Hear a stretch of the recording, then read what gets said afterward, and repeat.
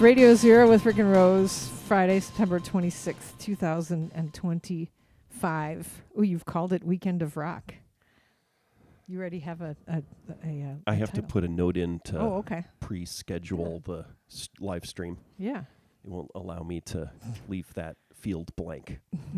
We're live streaming on Facebook on the Radio Zero page and Poster Children page, on Twitch at PCJCUSA, and on the Poster Children YouTube channel. Lately, every 3 weeks on a Friday. We'll see what happens in the future. You can subscribe to the podcast on Apple Podcasts, Spotify, or go to Radio Zero US. Subscribe through an RSS feed. Search your podcasting software. You can patronize us at patreon.com/RadioZero. Thanks to all our patrons. All right. Okay. Weekend of Rock. Are we going to go over our Weekend of Rock? Does Josh Johnson? He does, because he was at Pygmalion. Yeah, and we waited in line. That's right. The longest we waited in line, right? For that weekend. The whole weekend? Oh, for sure. That was the longest we waited in line. Yeah. It was a good opener to the rest of the weekend.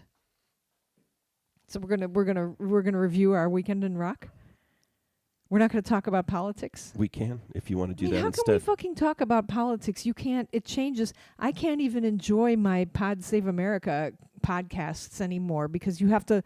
It's like they're out of date when they post them, and they post them like right away. But it's like it's already out of date. Oh, that happened. Oh, that happened. I don't want to talk about politics, but I will say I want to. I was walking down the quad this morning at our beautiful institution, Illinois State University. I mean it's known that we and I saw in front of the where the president's building, what is it, Hovey Hall, I saw I don't know if you call it a gaggle or a school of old white men in suits. A business. I found out today that from the New York Times crossword puzzle, sorry, spoiler alert, that a collection of ferrets is called a business. Oh, that's awesome. That's what it was. You know how our colleague calls when there's a group of CTK, we're CTK Creative Technologies professors is about, he calls it a murder of CTK professors, which I think is the funniest thing in the world. But this was a business of old white men wearing business suits. And I was immediately I thought to myself, that can't be good. That doesn't look right.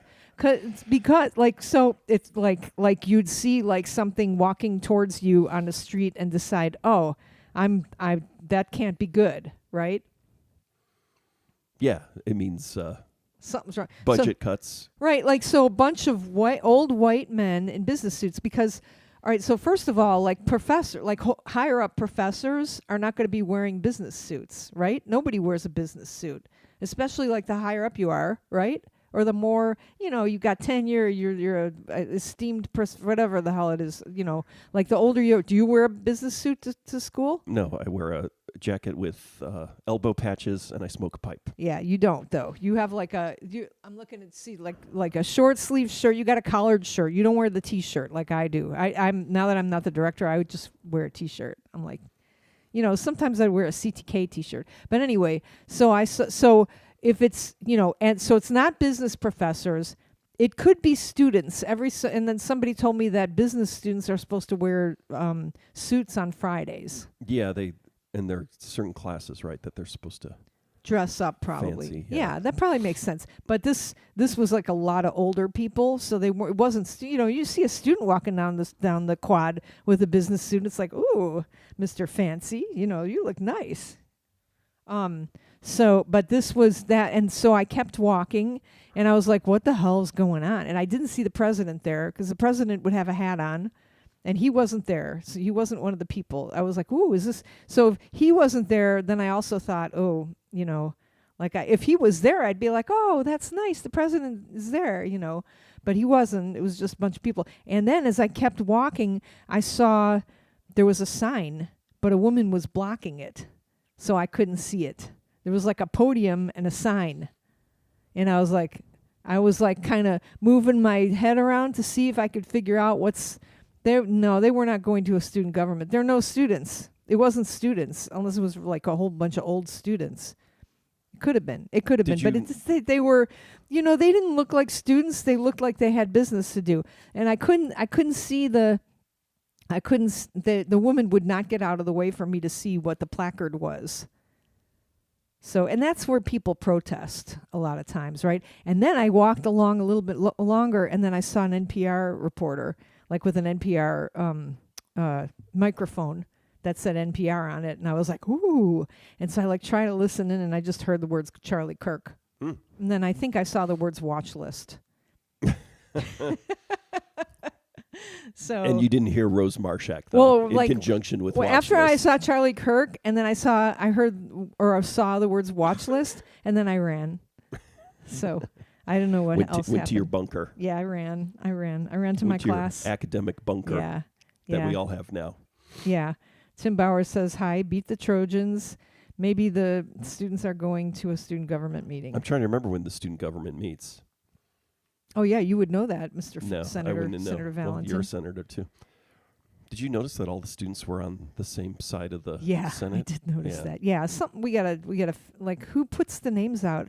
Rick and I are both on the Senate now, academic Senate, but Rick is an important person on the Senate because he's in the executive committee. Senator Valentin. He's friends with the chair, who's awesome. We're all friends with the chair. Yeah. Ice didn't catch you that day. Yeah. Anyway, that's what I saw on my way. Did you see anything interesting today? No. I was in a Dayquil haze. Yeah, you were like, you are like, I was like, Rick is patient zero. And then I was like, I hope you zoom into your meeting. And then, and then I saw the other people who went to your meeting and they were like, no, he seemed fine. And then later on you were like, I feel great. And I was like, oh, okay, Dayquil, man. But that's good. I made me happy that you felt good. I didn't feel good, but I wasn't dying. You weren't in pain. Yeah.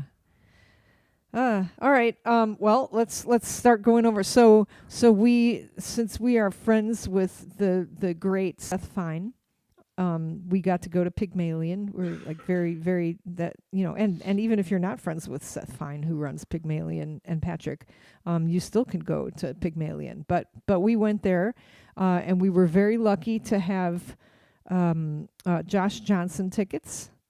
And I enjoy him when I remember to watch, to look on the Daily Show, when that comes up in my Facebook feed or whatever. I enjoy that. So, but you were really excited to see him, and what you were excited because you wanted to know if he changes his thing every day. Is that what you were? You like comedians? Well, I find comedy interesting, and no. I mean, it seems like he's doing some pretty intense, not improvisation, but he's constantly changing his act and does something new, like up to once a week or so, and ties in current events. Yeah. So, but so there was this. So if you've ever been in Krannert Center for Performing Arts, it is a giant warehouse of a building. It's not a warehouse. This is like a giant performing arts complex. It's beautiful. I should know the stats of like it's like a bamboo. I can't remember. I had a tour. I took a bunch of students there to tour once, and like there's a story about the floor. It's absolutely gorgeous, the place.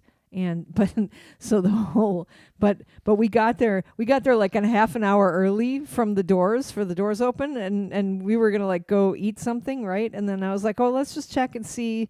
Maybe we need to check in. Maybe we're gonna have trouble, getting our will call tickets and stuff like that. And we got upstairs, and like it was filled with people like who had created their own lines. You keep saying that, and that's not true. Is they had been structuring this line, this Disneyland line, in the hour before we had been there, and by the time we got to the end of the line, there was a employee there saying the end of the line is over here and guiding us over there. It was outside. The end of the line was outside the structure, and then as you walked in through the structure, it was like there were turnstiles, but there weren't. You know, people, the line just squiggled back and forth like a whole bunch of times. Like, so they had structure to the line. But the thing is that people kept the structure of the line. That's what I thought was really interesting.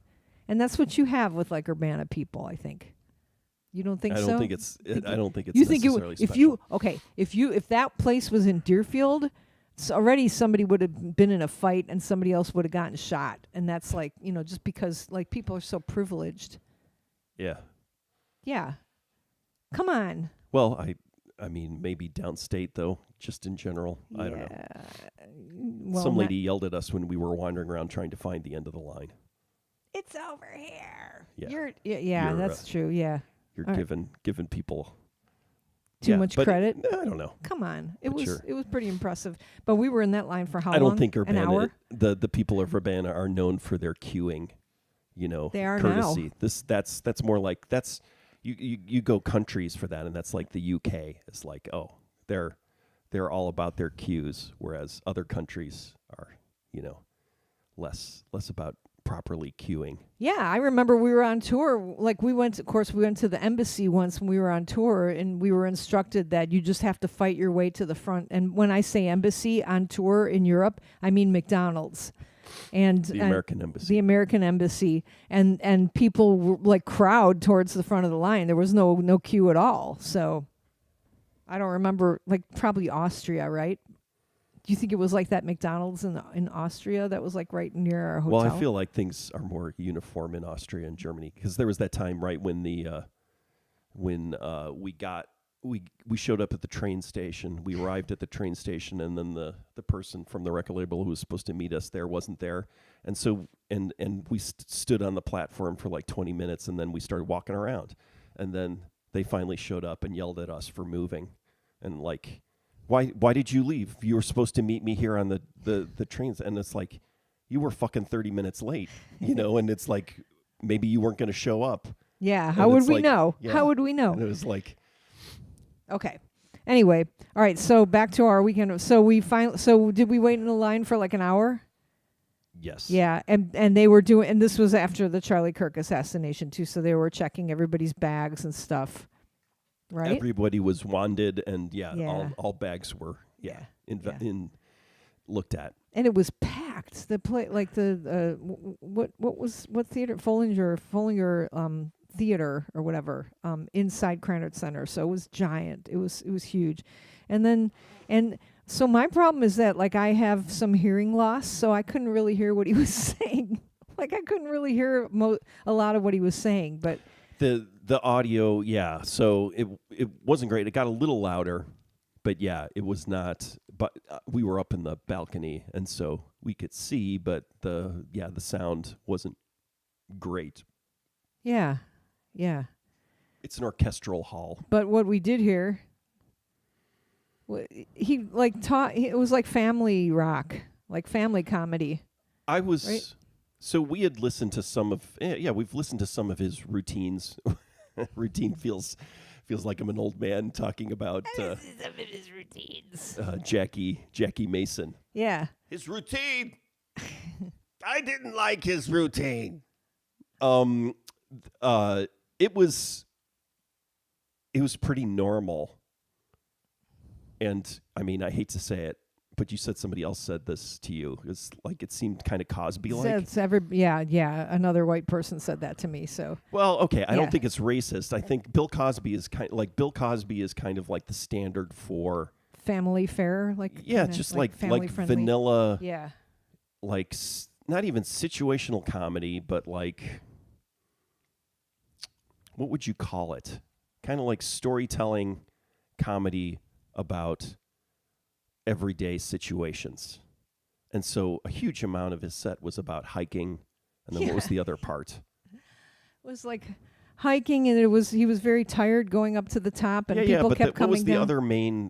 It was like flowers. half I can't an remember. hour. Like No, what, that's the okay. name of the tour. Okay. But it was like he had two. Oh, two the set one thing that we pieces. liked was the rich people Oh, hey, yeah. you know those Ivy League schools, and it was like, okay, Yeah. you're talking to U of I people, about Ivy League schools. Ivy League You sports. So gotta those were the be- two main set yeah. pieces. So what are you trying to say to us here? We're not Ivy League.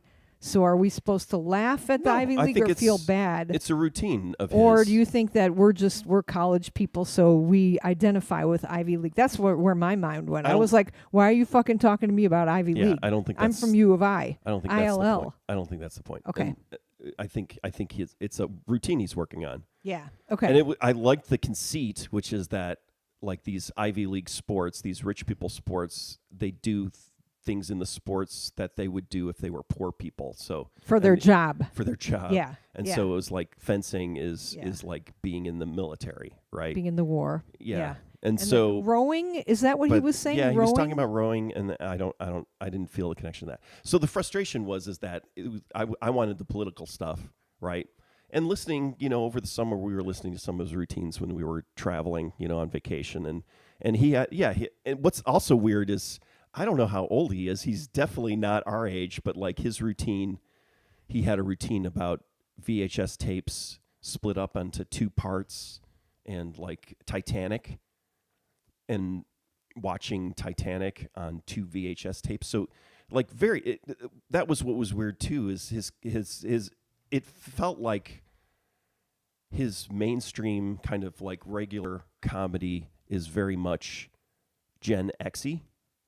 And I don't think he's Gen X. I think he's a lot younger, unless he's almost 60 and just is magical. I think he's much younger than that. Yeah. And so the weirdness of it, but that routine, the one with the Titanic stuff, I don't know. I liked it, and then he started twisting it into whatever political thing was happening at the time. Yeah, I was waiting for him to do that, and I feel like he just didn't because he was scared because, he's in the middle of the cornfield. Yeah, I don't know if he's scared or it's that he doesn't want to just be political comedy, right? Whereas for me, I wanted it to be an hour and a half, shitting on Trump. Yeah. Talking about hypocrisy, I'm glad. I would love it if he spent most of the time, criticizing white people. Yeah. It seemed like the last 20 minutes. Yeah, he didn't criticize white liberals at all. Like he just kind of talked about like people coming together, like, right? It was like he did a little bit like at the end, something about, which was great. Yeah. Yeah, and it was like at that moment I was like, okay, I'm with 3,000 other people and we are longing to hear that we're not crazy.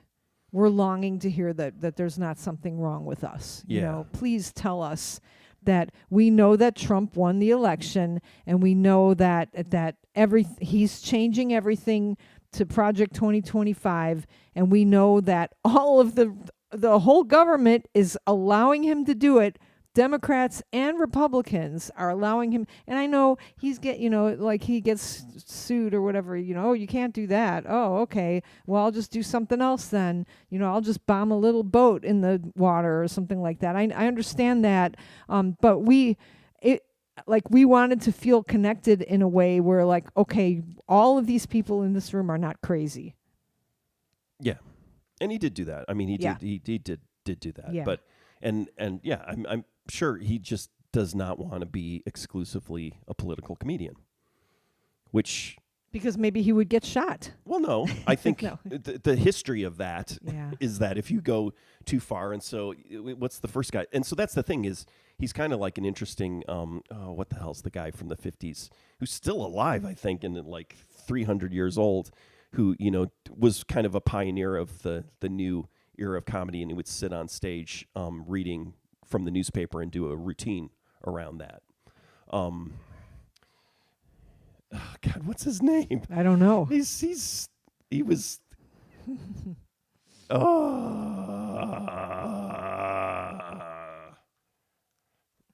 Well, Mort Saul. Oh, Okay. Mort Saul died in 2021, Aw. but he was 90. How old was he? He was 94 years old. So Mort Saul died, but it was that idea. But Mort Saul, he was kind of revolutionary. The hipster, coffee house comedian, right? Basically, that, and influenced almost everybody. like Jerry Seinfeld. Before, like Yeah. the generation before, so like Oh, Lenny okay. Bruce and Oh, wow. George Carlin, Wow. Richard Pryor, Woody Allen, even Mhm. that generation. And so, but he also kind of spun out, and what was one of the early Kennedy conspiracy theory people, but also it just got too political, right? Or Dick Gregory, right? Dick Gregory kind of just.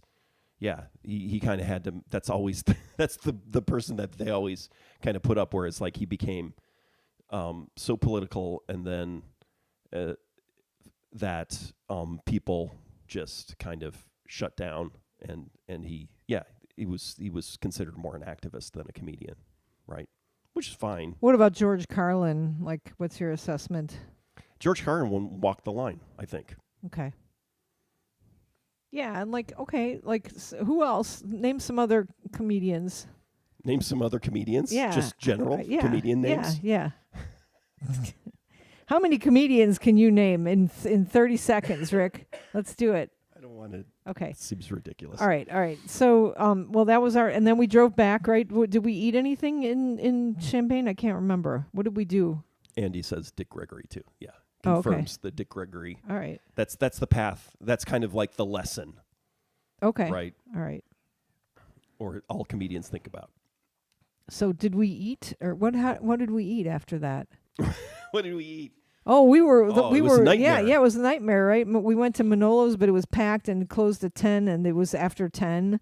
And so then, I remember where we ate. We drove to, we were like, okay, let's go to one of the ramen places, in the middle of campus. And then we found a parking spot, but the you couldn't park there if you were a normal human. You had to have a decal on your car. So it was like, oh shit, we can't park anywhere on this campus. So then did I remember the Fiesta Cafe, or did you? Well, it just shows up. It's like one of the few places that was open after. And you're like, oh God, 9. It was 9. It was 9? I think no, so. it was 10. Okay. It was 10. It was 10. Because I know, like, well, maybe. I don't know. No, because, oh, man, maybe it was 9. Yeah, but anyway, we found this old, like, the Fiesta Cafe, Mexican place that we used to eat at, like, back when we were in college. Right? Yeah, and it was still open. I feel like we didn't eat there that much. Maybe we didn't eat. No, we didn't eat there that much because I don't like Mexican food. But there it was. It was the white people Mexican restaurant. Was there a non-white people? Was there later? Oh, where? Yeah. I mean, well, you had La Bamba, right, Okay. and then you had Dos Reales and places like that. And so Fiesta Cafe was like is old. It's like the Chinese food place that's. The white people Chinese food it's place. So Gringo, just say Gringo. Gringo. Yeah, Gringo. Yeah, Gringo food. Okay, I didn't know. realize. I mean, it I was don't Gringo. know about the ownership now, but it was It was Gringo food. Andy is. There's a delay, Andy, and so Andy will make a comment. Yeah, it echoes what we're saying. Yeah. Well, somebody just posted it like on a Facebook page here. It was like, I'm coming through town. What's the best Mexican place to eat? And people are like saying Mexican restaurant here that I pretty much consider whiter than Moe's. Like they're like this place, and people are like, yeah, go there. And I'm like, ew. I've eaten there, and it does not seem. What's it called? It's called Whiter Than Moe's, right? Yeah. Yeah, I'm not going to say what it's called. Oh, I'm trying to think of what restaurant that is.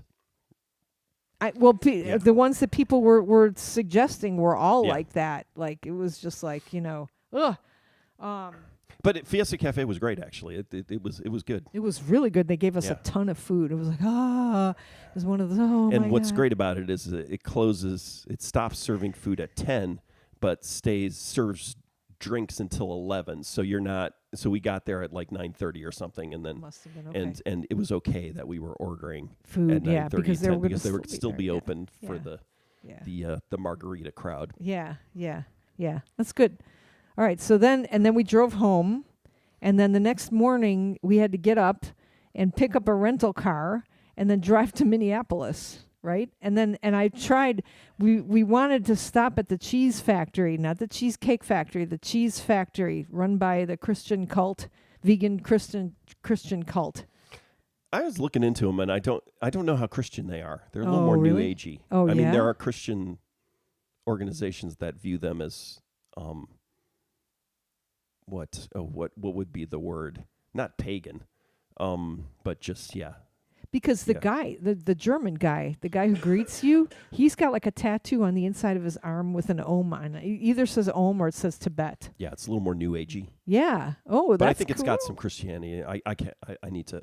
I should look. Oh, into they it, had but Bibles up there. Yeah, They yeah, had no, Bible- it's- but it's it's- Christian. It's you more know how, Christian than like, you are. yeah. You know how like some people, Mm. like even if you believe in the Bible, but then you also believe that Jesus is a woman, right? You Then mean like the then it's Mormons? Yeah, You believe yeah, in the yeah. in the There are Bible, but- Christian there yeah. are Christian sects that are a little more out there. Like And Episcopalians? I'm saying out there from a perspective of a conservative Christian, right? That then people consider, oh, you're not. Ooh, that's scary. All right. Well, anyway, we didn't make it in time, so we drove up to I don't remember where we ate. Where did we eat? Well, we stopped at a cheese store Oh, yeah. because I'm on a quest for real Colby cheese. My brother, well, no, actually, it's been like 10 years since my brother sent me this, but I think I had been vegan for, maybe it hasn't been 10 years, but there's a whole story about how Colby cheese, I loved Colby cheese when I was a kid, but at some point the Wisconsin Cheese Council or something changed some of the wording about what could be considered Colby cheese, and basically now almost all Colby cheese is just a mild cheddar. And so it has something to do with washing the curds in cold water, and then you have the little gaps It's in just between. cheaper, right? It's So like it's the basically bullshit. high fructose corn syrup Yeah. Coke, Colby so- instead of real Colby cheese. Yeah. But All right. I don't think what I got Hi, at this April. cheese store was real Colby. There are few. Well, because you went to the Gringo cheese store. Well, I looked it up, and there are some. It's kind of fuzzy. So there were the little bit of kind of gaps in the cheese, which is an indicator of the proper forming of the Colby. But I have a feeling it wasn't truly done in the traditional method because there are only a few cheese. Do the Amish people make Colby cheese? I don't know. Like there may be cheese place around here. Yeah, I don't know much about the Amish cheese Production. community in yeah. Illinois. Yeah. April Smith says, "Hey from Oklahoma. Hello." Okay, so all right, so we stopped at a cheese place. Oh, and then I bought like a 7-pound chocolate brownie. Oh yeah, Remember they that? had- yeah, Holy they shit! got There was a coffee, brownie and coffee and got coffee, cheese, a brownie, and then did we also we got something? No, that was a different day that we got some giant thing. Was it just the brownie? Yeah. I know I got some. I got a I cookie. feel like we think. got I another a sugar cookie. bomb. Yeah, I got a cookie. I was just eating a wheel of Longhorn Colby. So the reason we're driving to Minneapolis, this is crazy, is that like in 2023, I think, or between 2022 and 2023, or between like in December, I got an email from Steve Albini saying, "Hey kid, long time no talk. My friend Jarvis Cocker is doing a project, like saw your poster, your Tickets to the Sunset poster, which was made by Jay Ryan. This is my MFA project where I got Ticketmaster to give me, I had to go through somebody to get Ticketmaster to give me a promoter account, and I booked as art, I booked a tour for the sunset, and I got so there were dates that the sunset would happen, and the times matched when the sun was going to set in those cities. It was like 8 or 10 cities, I don't know. And then I got Jay Ryan to make a poster about it. I got Steve Albini to go out and record the sunset on a digital recorder, which I thought was funny, right? And I did something else. I don't know.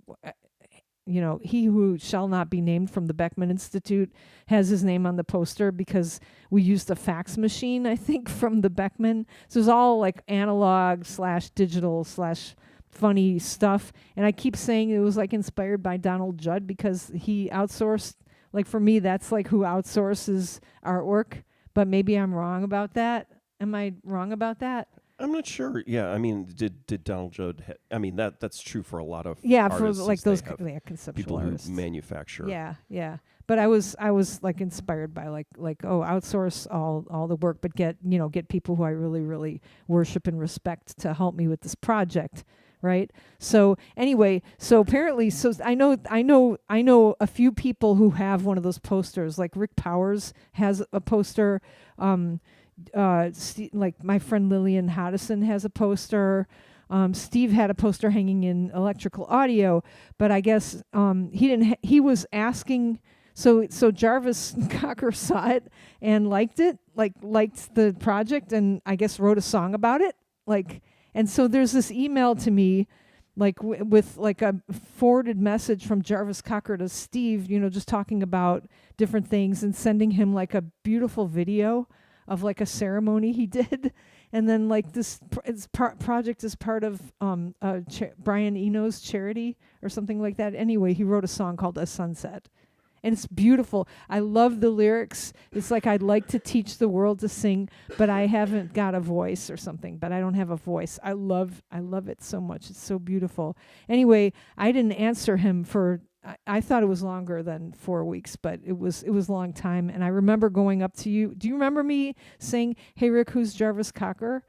And you were like, or do you know who Jarvis Cocker is? And you were like, "Of course I know who Jarvis Cocker is." And and I was like, "Well, should I answer him?" And you were just like, "Yes, answer this." And so I answered it. I mean, one of the reasons why I was kind of enthusiastic about recording with Steve again was because of the Jarvis Cocker solo record that he recorded at Steve's studio. But that was in 2009.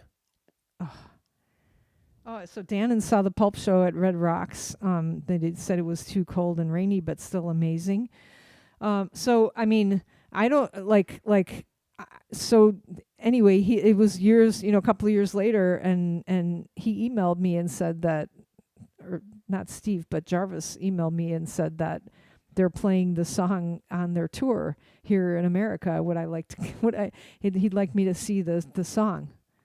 So we went up there. Thank you for going with me, because there's no way I would have done that project without knowing you.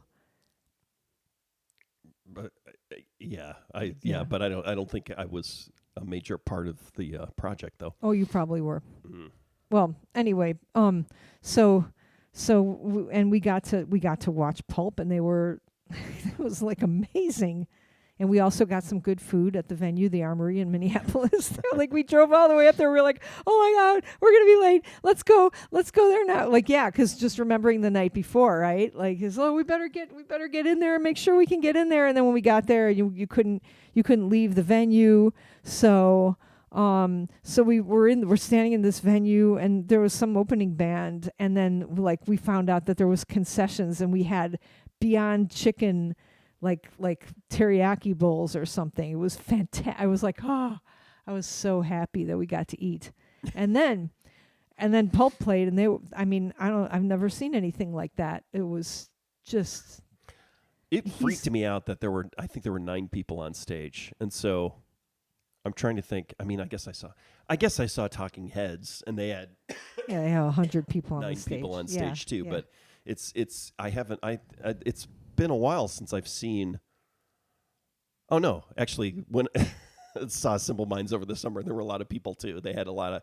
It's interesting to see, because to me, I just think about the economics of all this stuff, because, so first off, the Pulp thing, they had a pretty impressive video screen, like rear projection, or it was a video screen. Yeah, it was incredible. Behind them, and nice stuff, and then 9 people on stage, and then just doing the math of the logistics of all that, and just because all you really need is Jarvis.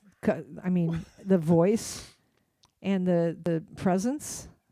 I mean, yeah, I guess, but it was for the original members, and then or maybe not. I don't know the exact history of Pulp, but yeah, actually, it might not be but sort of four members from the golden era or whatever, the hit era. And then the one guy died, right? The other guitar player. But yeah, they had a couple other people on stage with them. And yeah, just the logistics of that. And then also figuring out, who's going to play. And that was interesting. They had a lot of multi-instruments. So somebody would play. They had two people playing violin sometimes, and then playing guitar or bass or percussion. So they had a giant drum in there. Yep. Yeah. Yeah. It was unbelievable. It was fantastic. It was so beautiful. He's got such a great presence. And so I don't know. I feel like if Steve knows him, and just like the interplay, like just the messaging between them that I got to read, from that email, was so, like, I was like, oh, Jarvis Cocker must be just a brilliantly sweet person too. Like anybody that Steve knows, and like, I don't know. I don't know. I don't even know how to, form my words. What was funny is, so Farm Aid was happening in town in Minneapolis that day too, and I didn't realize that initially, but he was thinking about what to do if he met Bob Dylan. Yeah, he was hoping. He was hoping he would run into Bob Dylan. Go on. But yeah, he just going through. He had a bunch of his things he was going to say if he saw Bob Dylan. So it was funny. It was really, and then so we got to meet him afterwards. We got to go up into the fancy backstage area, with other people, but we got to talk to him, and he's just so sweet. And I was like, okay, how can we make sure that he feels really comfortable? And I don't want to, but he really wanted to meet me. He was like, you need to come up and so I can thank you or whatever. And so what was really interesting is starting to realize when he was talking about, why they recorded with Steve, and it was because the other guys in the band, like they were at, not Riot Fest, right? Pitchfork. Yeah. That like a year before, and they went to visit Steve's studio and tried out some songs in there, and then did it. And he was like, and I understood, all I knew about him was that he had done the Nirvana record, and then his bands are really aggressive. And then it was like, that should have like planted something in my head. Is like, oh, Jarvis Cocker doesn't know, the details of Midwestern indie rock. Yeah. But then, talking to him, I started talking about the original Farm Aid. Yeah. And I was saying things like, it was crazy. I mean, there were, like Lou Reed played, and then, Neil Young and Bob Dylan, but then also Foreigner. And he's like, I'm sorry, who? And I was like, Foreigner? And he's like, oh, okay. And then what was the other one I said? And it was just like, oh my God. I said Sammy Hagar was playing, and then Eddie Van Halen came on and played guitar with him. And then like a couple weeks later, it was announced that Sammy Hagar was in Van Halen, right? And it was he was just kind of like, he was kind of blank.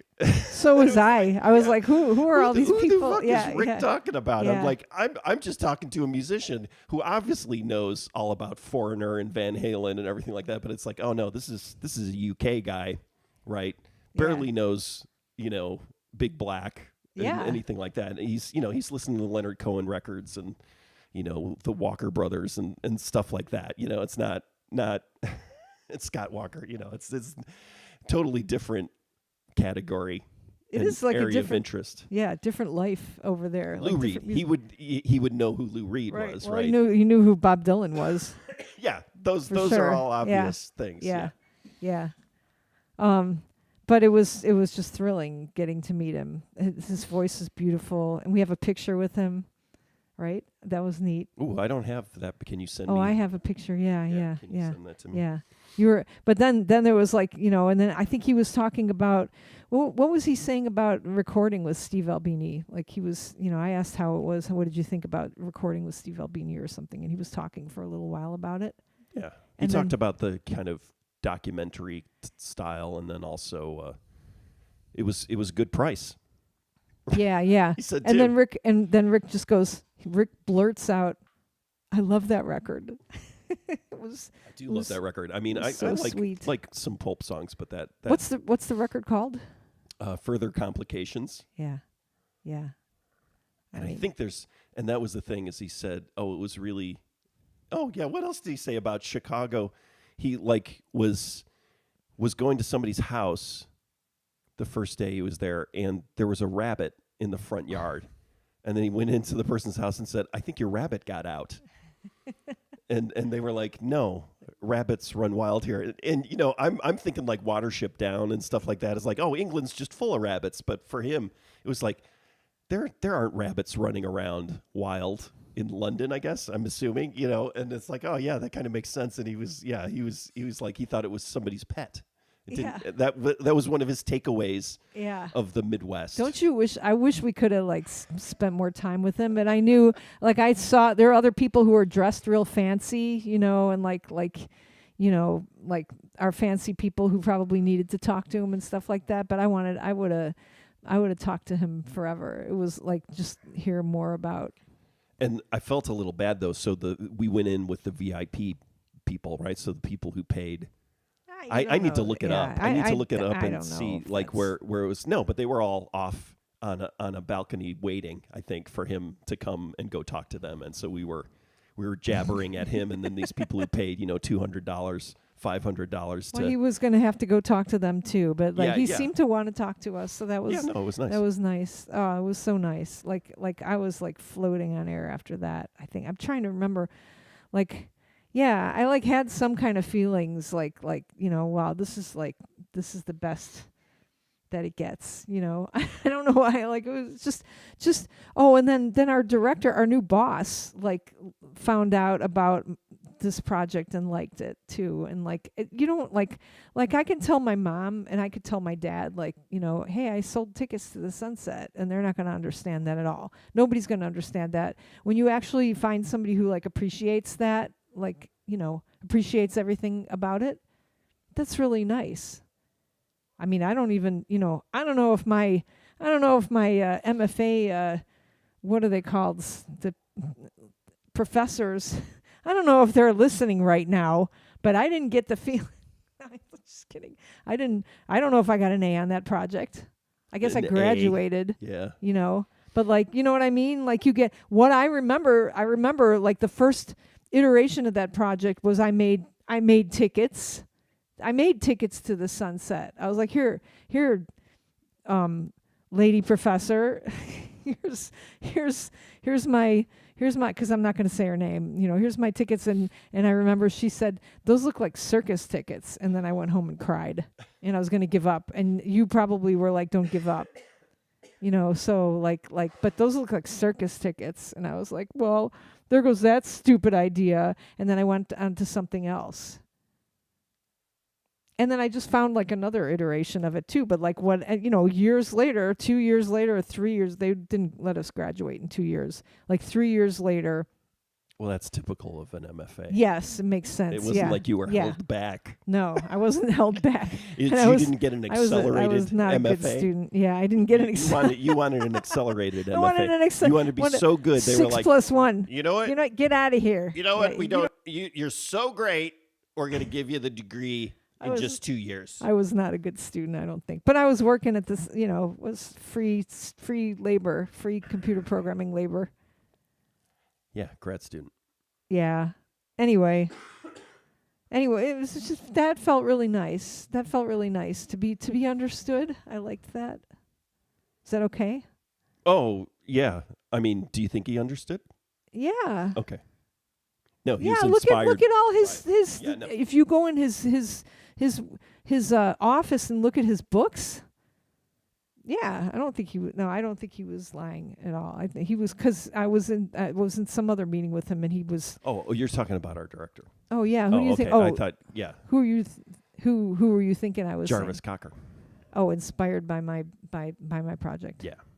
I don't Sorry, know. I got lost track of who we were talking about. Yeah, we were talking about. Well, yeah. Well, obviously he was inspired because he wrote a song. Yeah, I wasn't saying he wasn't inspired. Oh, you're like, you know, of course he was inspired. So whether or not somebody understands and whether they are inspired by doesn't necessarily. But yeah, I think he did. Don't know if he understood it. Actually, I don't know if he understood it. I think he does. He understands it, and now I'm talking about Jarvis Cocker. Like, because I think, you know, well, at some point they're going to sell tickets to the Sunset, and my whole thing was like they are already selling tickets to the Sunset. Like when you fly to Cancun for a vacation, you're going to see a sunset somewhere else. where, and there's even a meme lately, between then when I made that and now, like where you see, you see the meme where it's like sunset in Hawaii and it's like this kind of lame sunset, and then sunset over Lowe's, and like you get those like crazy rainbow clouds and stuff like that. Like, yeah. So the whole idea is that those, you should be looking at the sunset anywhere that you are. Okay. So then we went to bed, and then we woke up, and that you got sick somewhere along the line. You picked up this cold. Really? That was over a week ago. Oh, okay. Was I sick? No, you weren't. last week? No. But I was talking to Jody, and she's like, he probably got sick when we were trying to figure out where you got sick, and she thought maybe it was over the weekend. I think it's crazy. more likely being in this germ soup called higher education. Yeah, that too. All right, so then what did we do? We slept overnight in a hotel, and then we drove back. Did we drive? We drove straight to Champaign? Is that what we... No, we drove to Chicago. Why was I thinking Champaign? Because we saw the Didjits. We saw the Didjits play. And we got to stop at the Cheese Factory. What did you get? Cheeze. Yeah, what did you get Changed there? from cheese, normal spelling, when they went vegan. That's the cult, or the religious vegetarian restaurant. Yeah. And so what did you get there? It's in Baraboo, Wisconsin, home of Circus World Museum. Mm-hmm. Downtown Baraboo now, as opposed to in the Dells, right? They moved from the Dells to Baraboo. Yeah. The last time I was there, which was 20 years ago, a million years ago. it was in the Dells, and now they've moved to the lovely town of Baraboo. What did I get? I got some kind of bowl with lentils and fake meat, and then we got... Oh, yeah, you got desserts. TVP. You got textured vegetable... I wanted to talk to you about that. Not They necessarily don't call in it front that. of people. They don't say. It did say TVP. Did it on the menu? Yeah, TVP. So I stopped using that because you were like, I don't want to... You shouldn't use textured vegetable protein anymore. It seems very processed. It is highly processed. It's it is something... I'm trying to remember what other food manufacturer process it comes from, or it's like a total processed. It's worse food than thing. Satan. Yeah, because Satan you make from wheat. Yeah, This vital is wheat gluten. Textured vegetable protein. I think it's some sort of chemical process. It's got plastics in it. No, but it's highly. It's not like tofu or seitan. It's a little more. It's more like Cheetos or something. And by this time we had eaten too much. And I got like a tuna salad, quote tuna salad, like with chickpeas and stuff like that. And I think when we were driving, by the time we got to Chicago, I was like, bah! And then we got like some kind of espresso torte, and you got like a huge. That's what you got. You got like a maple encrusted banana muffin, which was the size cream of your cheese frosting. Yeah, the size of your head. And Andy made a little TVT joke. TVP put out the first 9 Inch Nails record. And then I'm going to say this, and then Andy's going to write it. TVT stands for TV Tunes, right?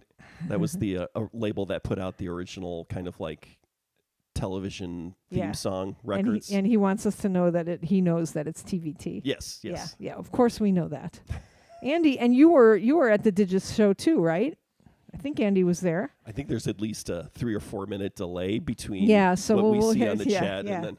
So the Didjits, he forgot about the TVT being the television tunes label. TV Tunes. So the Didjits, they were fantastic. It was good. I mean, I was a little sad. So first off, I got a notification from my overlord Google, said this happened 15 years ago, and it was those pictures of like me and my brother, right? I think you took that picture at the Touch and Go. Was it 25th anniversary? Oh yeah. And that was the last time I think the Didjits played, right? Well, I guess they played over the weekend at Riot Fest. But and then thinking about Doug being gone, and then Brad, who knows what's going on with Brad, but also just drummers, being able to, and then I got sad.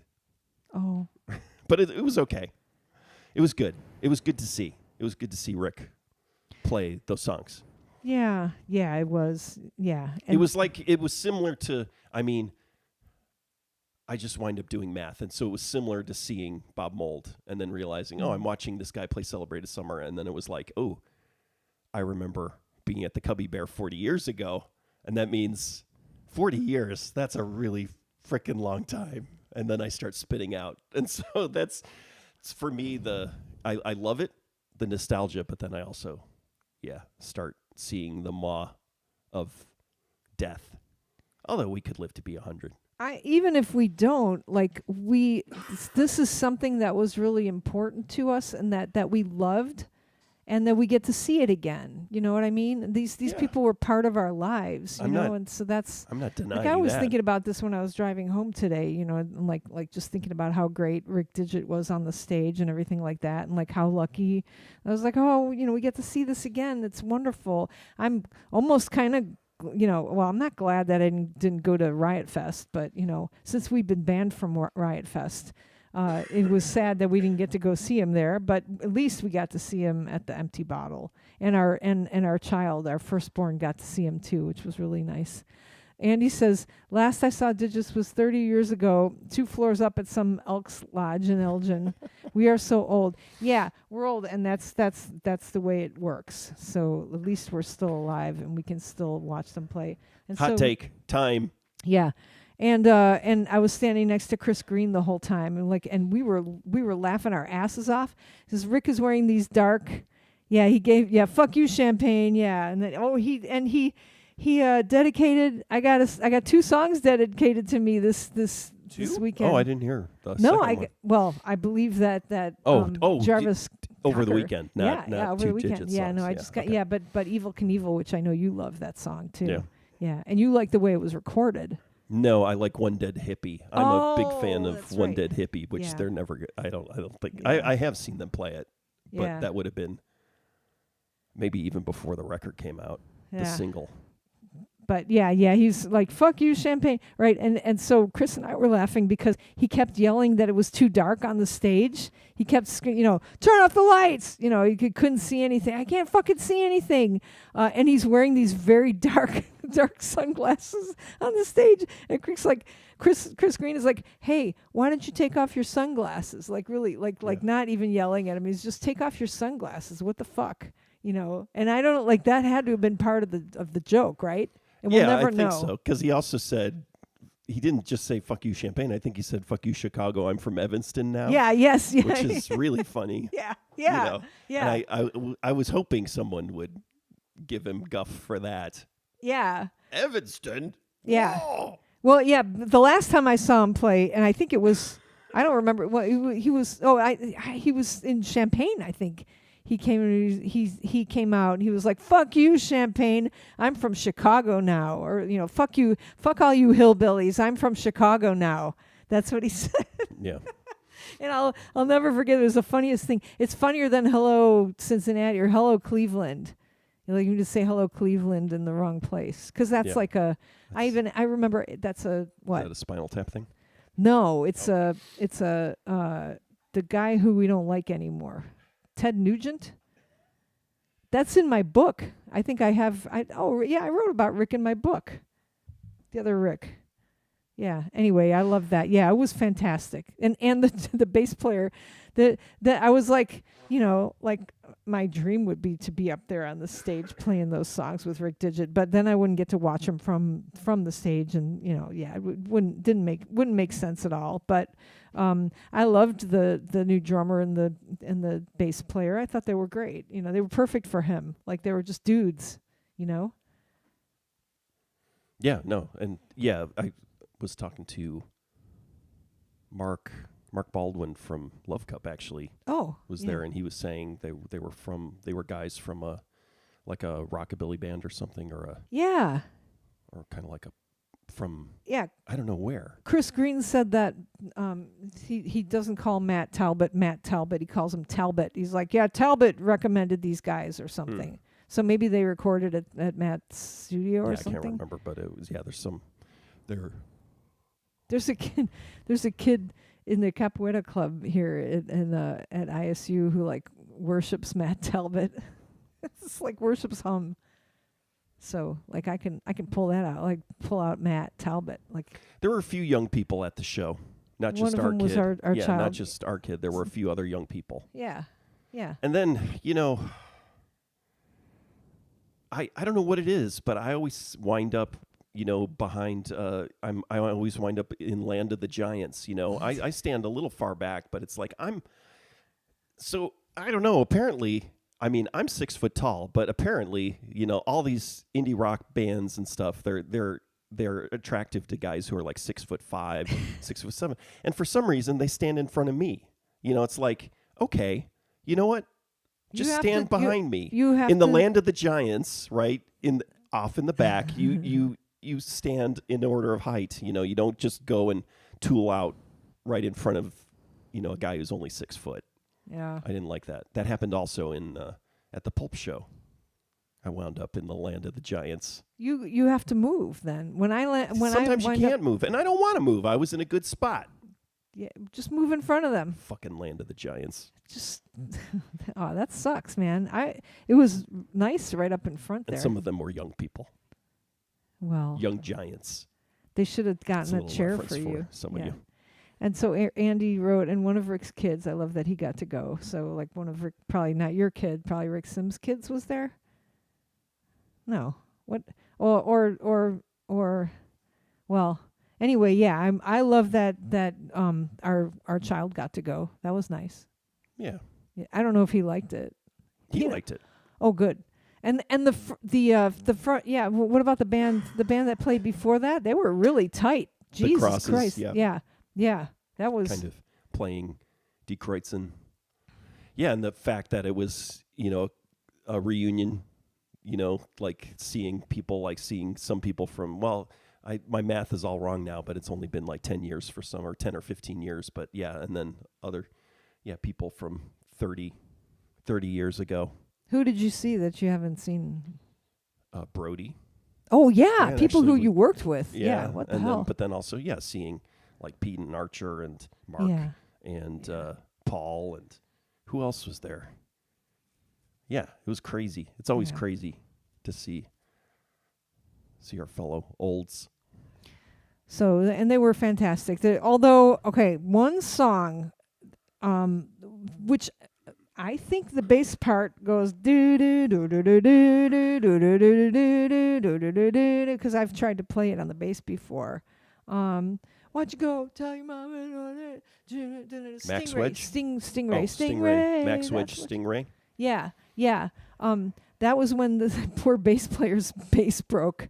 So like I think he was holding the bass up like on his knee trying to play that, but I was just like, that doesn't sound right. I wanted to I was like, wait, that doesn't sound right, but everything else was like just perfect. It sounded fantastic. It was so good. So Andy says one of Rick Sims' kids got to see his dad be Rick Didjit on stage. Oh.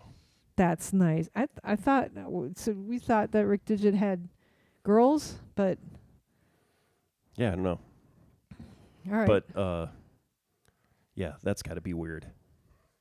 Well, your kids have seen you. Yeah, I think that's less weird. I think it's weird for them to see us, but to see that character,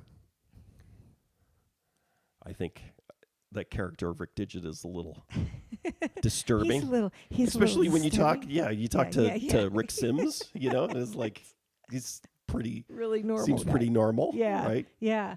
I'm trying to think. Yeah, I mean, and he's up there like when he's singing "Who's Ready to Get High," and I'm like, he's like, "Who's ready?" And I'm like, "To get high," I'm like yelling, and I'm like, "Yeah," like I would ever get high. Like I'm not like I'm fucking straight edge, but I'm like to get high. I love and like when they played, what's the other one? The pot song, the other pot song. Probably a bunch of pot songs, right? But the bong song, Captain Ahab. Yeah, like all right. Or Dannon's not happy now. He's 6'5" and feels attacked. Not really. He only stands close for a handful of bands. I usually try to stand a little off to the side. If I'm up close, it's for a band I really love, and I get there early and I don't leave my spot. If I leave my spot, I won't try to get back up close. Then I always let shorter people in front of me if they ask nicely. Dannon, shorter people. Yeah. Imagine. All right, and Andy's saying, imagine your dad wrote, "Fix me some food, bitch." There was like, yeah. There were a couple of lines, and I was like, is he going to say those lines? And he did, because you have to. Yeah. Yeah. But I mean, you've got songs that you like don't sing now, right? There's like I don't know, didn't want to sing Cancer for a while. Yeah, I think that's different maybe. Yeah. Yeah. Dannon says he didn't ask to be this tall. Would you let Rick stand in front of you at the next Pulp show? Can you just say you would let him? It's like Do you I'm standing there and then the giants come and surround me, and I don't understand why. It's like you need to because just I'm walk not in front of them. I'm not as short as the other people. You need is to that walk. what it You is? need to just kind of be. You need to maneuver yourself around. You need to. Also, that was at the Pulp show. It was the backup guy, like the guy who just keeps moving back, and so you slowly get pushed back. Oh, at the Pulp show. Yeah, the Pulp show. It wasn't as much Land of the Giants as there was White Girl Dancing. Yeah. Oh, Dannon would let you stand in front of him. Yeah. Okay. I know. White Girl Dancing in front of me. I was actually getting sick from it. So it was like the white girl dance. I can't do it because I'm not a white girl dancing apparently. But like when they like twist their bodies like beautifully like an S. And then she had like a braid going down the back of her head, and she was like just like twisting back and forth like I was getting so sick after a while. Like it was like being on a boat. It was terrible. I had to move. Did you see me move? I was like, I can't take this anymore. But she was having a good time. The guy with her was backing up. He was a backup. Oh, he was the backup guy. Oh man, yeah. And there was like a little bit that it wasn't packed butt to butt in there because it was such a big place. Remember we were trying to where would Pulp play? So they played at the Aragon, right? I don't know. Well, they played like last year or something. They played somewhere. He said, I can't remember where it was. Yeah. All right. Anything about politics? No. Are you just keeping your head down? I'm just going to keep your head down. Trying to keep my head up. I'm getting sweaty again. I took some more Dayquil a couple hours ago, but you should test yourself. I've for taken COVID. a lot of acetaminophen, I'll say. It's weird. I'm more of a Advil, or as the ad that who had the video of the miniseries, the VHS tapes. I think it might have been Andy, and ibuprofen. Oh yeah, ibuprofen. I remember The ad, ibuprofen. like we were watching like old V miniseries, and the first I can't even say it now. Ibuprofen ad. Yeah, it was ibuprofen. Yeah, I'm usually taking Tylenol ibuprofen. Help you? I feel like Tylenol is better for fever, but I also, I had hepatitis, so I'm always a little worried about my liver, and so, which is better for your liver? Tylenol? I don't think either is good for your liver, actually, but Tylenol's I believe is worse for your liver. Oh well, then you shouldn't take it. Don't take it, Rick. Tylenol. I have to take it now. Yeah. In protest. I was thinking about this like the big joke of all time, the biggest joke of all time, the biggest thing that's going to come out of all of this is like putting the Democrat, and I think Ezra Klein said this at some point, just putting the Democrats in a place where they have to defend the government. Like, we like the government, don't abolish the government. Don't abolish all these systems that we hate that are not working. You know what I mean? And like this guy's tearing it apart, we were like, no, wait, we wanted to tear it apart. We wouldn't have done it this way. Really? I don't know. Just I think that's going to be the legacy of all this, is like forcing Democrats to argue for things that they. And by the way, I think who you saw on campus today was Darren LaHood and the McLean County Republicans. They had a little news conference. Oh, that was it then. Yeah. Okay. So Darren LaHood, who's what was the other LaHood who was actually Department of Transportation. Robin LaHood? Yeah, no, the Department of Transportation, but Darren LaHood's like the son who so his father was a little more moderate Republican, and Darren LaHood's well, in not as moderate, but now actually is a little more moderate, because he apparently did say that he's not sure about the guidance regarding vaccines in Tylenol. So he at least he's going to be up for re-election, I believe, and so he's going to have you're going to have a problem in Illinois, because Illinois people still believe in science. Well, he's our current rep. I think he's in our. Oh no, maybe he's not our district. So our Bloomington's divided down the middle. Right. So I don't think we are Darren LaHood. I think we're, what's his name? The weatherman. I don't even know. Peoria, Rockford, Eric. Oh, Sorensen? Is that his name? Yeah. Maybe. Yeah, I think that's right. Yeah, I think we might be on the other side of Main Street. And As I it think, were. The wrong side of Main Street. Darren LaHood is the sort of rural island or district. Oh, we didn't even talk about having to watch Jimmy Kimmel. That's the type of thing I'm talking about. It's being forced. Yeah. No, that's the thing. I never watched Jimmy Kimmel in my entire life unless, like, I don't know, somebody like Mark Hamill is on or something like that. Like, and that'd be more Stephen Colbert, right? So, like, I'd never watched Jimmy Kimmel. I didn't even know. I thought he was the other one, the other Jimmy, who doesn't say Jimmy anything. Fallon. Yeah, I thought he was Jimmy Fallon. I don't know the difference. And then I know that some of the comedians, the late night comedians, are getting uppity. And I know Stephen Colbert was canceled and stuff like that. But then when Jimmy Kimmel was shut down. Happy free speech for today. That's right. Yeah, we should watch out. But then he was shut down, and then I canceled my Disney subscription. It was a good reason. Like, I was like, I've been paying that for a year and probably only watched Andor, which Disney should have watched. And then like a little bit later, then they put him back on, and it's like, oh, we better watch him, and we watched him. That's what I'm talking about. Like, we would never. Now we're forced to watch Jimmy Kimmel. That's exactly what I'm talking. We didn't watch him, and I didn't watch the whole thing either. And even just the fact that we can get the digital TV channel in, and that at least our area, the Peoria, Bloomington stations played it, and then Champaign didn't play it. Yeah, Champaign has a Next Star. Is it Next Star? That's Sinclair. That's what I'm talking about. So it's like, we live in an area that played the Jimmy Kimmel, that didn't censor his comeback. We totally have to watch it, and so we watched it. And it was good. But he did a good job. So primitive and savage watching, a live it's not live, but a broadcast through our antenna.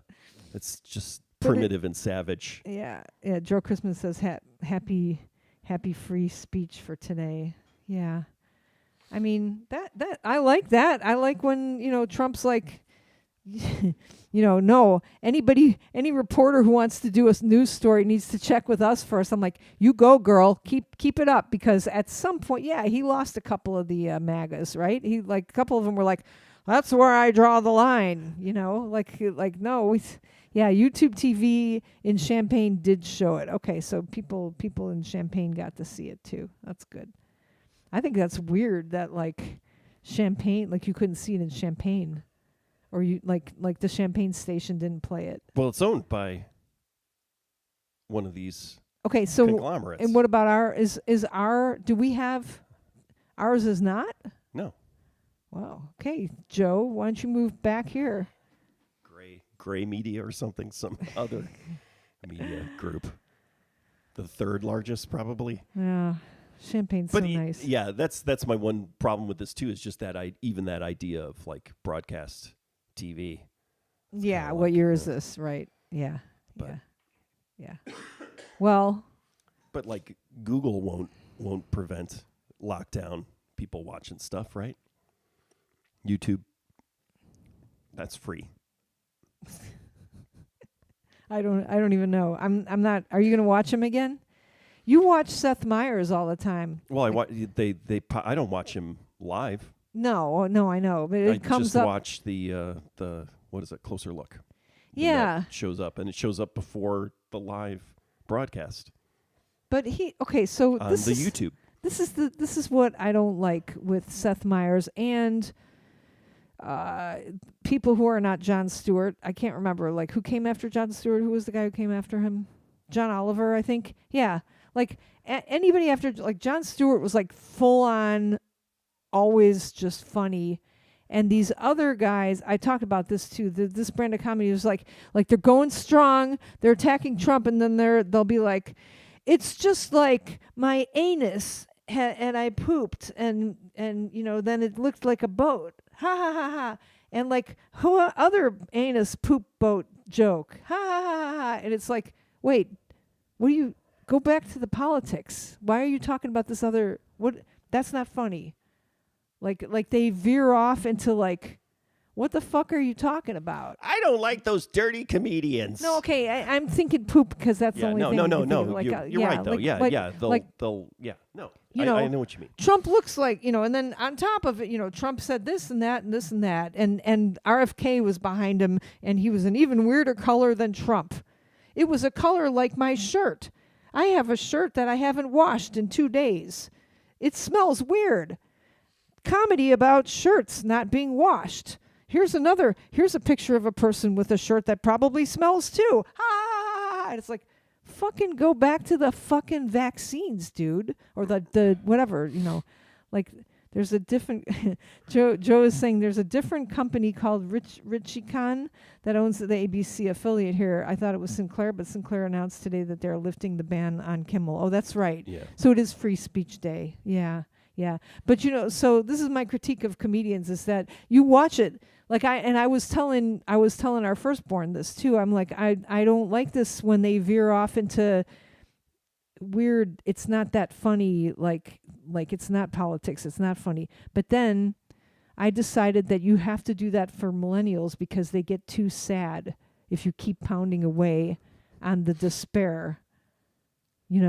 That you have to go off and so you have to make light of like it. And then there's a Christmas tree joke. Christmas tree. The Christmas tree didn't go on. Ha ha ha ha ha. But then we turned it on. It's okay. Back to the vaccines. Like it's you know what I mean? Like so they have to lighten it up because the millennials can't handle just full on 100% like pedal down despair humor. That's my thing. Yeah. So it's for the millennials. All right, cranky Gen X lady. God damn it. All right, Dannon, I think it's great that you're tall. You should be happy. Taller people are usually smarter.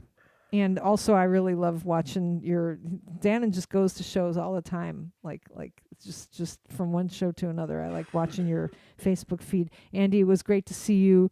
Who else do I got here? It was nice to share the Didjits with you. April, hello. Hope Oklahoma's doing okay. Don't get pregnant if you don't want to get pregnant there. And Tim Bowers, we don't know where you are, but have a good weekend, everybody.